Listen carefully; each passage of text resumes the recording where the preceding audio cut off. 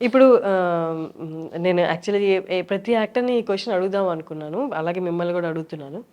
ప్రతి ఒక్కరికి ఒక అప్రోచ్ ఉంటది టువర్డ్స్ యాక్టింగ్. మీ అప్రోచ్ ఏంటి టువర్డ్స్ యాక్టింగ్? అంటే వాళ్ళు నరేట్ చేసినప్పుడు డైరెక్టర్ ఏం చెప్తారో అదే జస్ట్ ఇంకా అదే ఏం చెప్తే అదే మైండ్‌లో పెట్టుకోవడమా?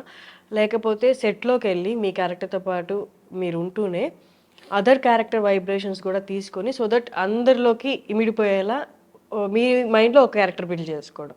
So which is your approach? అసలు మీ అప్రోచ్ ఏంటి towards acting? First let's talk about Ambajipeta. Padma character ఉంది.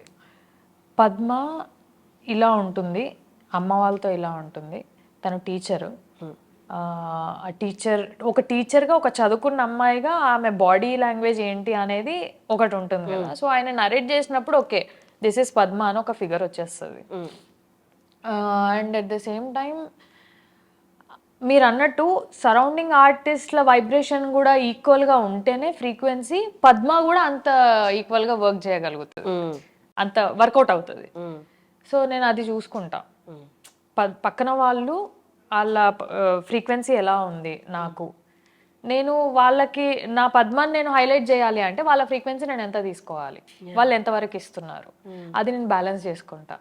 లేదు అక్కడ ఏమైనా ఇంప్లిమెంటేషన్స్ చేయాలి అని అంటే నాకు ఏదైనా ఆలోచన వస్తే డైరెక్టర్గా అడుగుతా, పద్మ ఇలా చేయొచ్చా, ఇలా ఉండొచ్చు ఆ లిబర్టీ ఉంది అనుకుంటే వెళ్ళిపోదాం. లేదు లేదు పద్మ ఇంతలోనే ఉండాలి, ఇంతలోనే ఉంటాం. లైక్ శేఖర్ సార్కి అవి ఉంటాయి. రేణుక ఇంతే నవ్వాలి, ఇలా నవ్వొద్దు. ఓకే. రేణుక ఏడిస్తే ఇంతే ఏడవాలి, ఇలా ఏడవద్దు. ఓకే. అలా కొన్ని ఉంటాయి అన్నమాట క్యారెక్టర్స్ కి. సో అవి పర్టికులర్గా డైరెక్టర్ని అడుగుతా నేను. ఎందుకంటే ఇంతే నవ్వే దగ్గర ఇంత నవ్వుతే క్యారెక్టర్ది లెంత్ పెరిగిపోతుంది ఇంకా. అంటే రేణుక వెరీ రీజనబుల్ అనే దగ్గర నుంచి Renuka is Shilpa from Bhamakalapam అయిపోతుంది. అట్లా ఉంటుంది.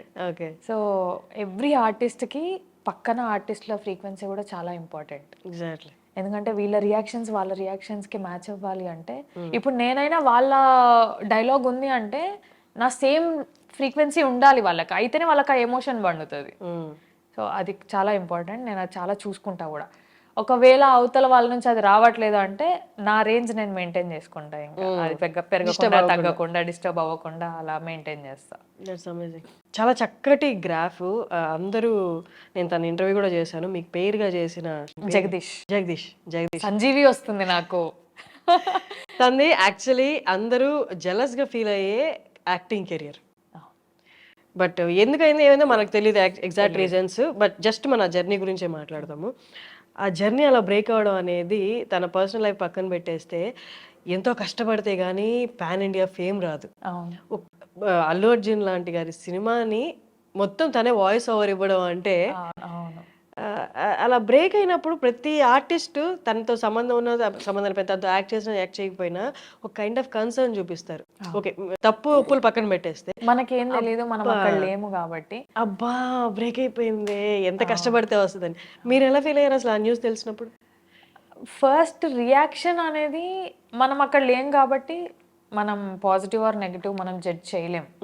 ముందల్లా ఆ మనిషి ఒక్కరే, సో ఆయనకు మాత్రమే తెలుసు అక్కడ ఏమైందో. అది ఆయన పర్సనల్ అనేది పక్కన పెడితే I know Sanjeevi very well. Jagadish Jagadish ఆయన మేము సెట్లో ఎలా ఉండేవాళ్ళము అనేది, ఆయన మాతో ఎలా ఉండేవాడు అనేది నాకు తెలుసు. సో నేను అక్కడ వరకే, నాకు అంతకు మించి నాకు అవసరం లేదు. నాతో ఎలా ఉంటున్నాడు, నా చుట్టుపక్కల వాళ్ళతో ఎలా ఉంటున్నాడు అనేదే నాకు కావాలి. Very friendly, very down to earth, చాలా కలిసిపోతాడు. ఎట్లా అంటే కింద కూర్చొని కలిసి తిని అది మామ ఇది మేము మామ అనుకుంటాం, అది మామ ఇట్లా మామ అట్లా మామ అని. ఎక్కువ గ్యాదర్ అయ్యేవాడు కాదు. మేము గ్యాదర్ అయినప్పుడు సతాయించేదాన్ని నేనే. అంటే నీ కాలు మొక్త బాధ్యత నన్ను వదిలేయి అని అంటాడు. ఇట్లా ఉండేదన్నమాట మా ఫ్రెండ్షిప్. ఆ న్యూస్ విన్నప్పుడు అరే ఏమైందిరా ఎందుకురా ఇట్లా అన్న ఫీలింగ్ అయితే వచ్చింది. He's going through his time, ఇంకా దాన్ని ఎవరు ఏం చేయలేరు. బాధ అయింది. అంటే ఇప్పుడు నెక్స్ట్ ఎవరన్నా ఇయ్యాలన్నా కూడా ఆలోచిస్తారు ప్రాజెక్ట్. అంటే వస్తుంది రాదు అనేది పక్కన పెడితే ఫస్ట్ ఆలోచన అయితే వస్తుంది కదా, అదైతే గుర్తొస్తుంది అలా అయింది తనతోని అని. ఐ ఫెల్ట్ బ్యాడ్ నిజంగా. ఈవెన్ మై హస్బెండ్ ఆల్సో ఏమైంది ఏం కాలేదు అని పక్కన పెట్టేసేయు మనం అక్కడ అమేజింగ్ లేము. మూవీ కెరియర్ అసలు అది మ్మ్. చాలా చాలా అరుదుగా వస్తుంది అవును తను ఏదైతే గ్రాఫ్ బిల్డ్ చేసుకున్నాడో. అవును, అక్కడ ఎంత జరిగింది ఎంత జరగలేదు అనేది ఎవరికి తెలియదు. యా వచ్చిందల్లా యూట్యూబ్లో న్యూస్లో వచ్చిందే మనం చూసాం అంతే. మనం కూడా అక్కడ లేం కదా. బాధ అయితే అయింది. Even my husband felt bad. అరే అంటే నేను వినిన దాన్ని బట్టి తను బెయిల్ మీద ఉన్నారు పుష్ప షూట్ కోసం అని విన్నాను. బట్ బెయిల్ అంటే మరి చూడాలి అది ఎంత చూడాలి ఎక్కడివరకు వెళ్తుంది అనేది. Great talking to you Saranya garu. I wanted to interview, అసలు అది చూసింది ఫిదా నుంచి అనుకుంటున్నాను, బట్ నేను మధ్యలో గ్యాప్ తీసుకున్నాను ఇంటర్వ్యూస్ కి. అవునా? సో ఇట్స్ రైట్ టైం అనుకున్నాను. మీరు మీరు మధ్యలో గ్యాప్ తీసుకున్నా కూడా మనం కలిసాం. శశి టైంలో exactly. Right. That's great talking to you.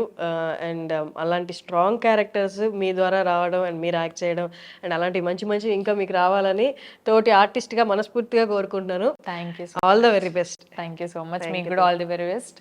ఇట్లానే ఇంకా మీ ఇంటర్వ్యూస్ కంటిన్యూ చేస్తే మేము కూడా మాకు తెలియని వాళ్ళ గురించి తెలుసుకుంటాము.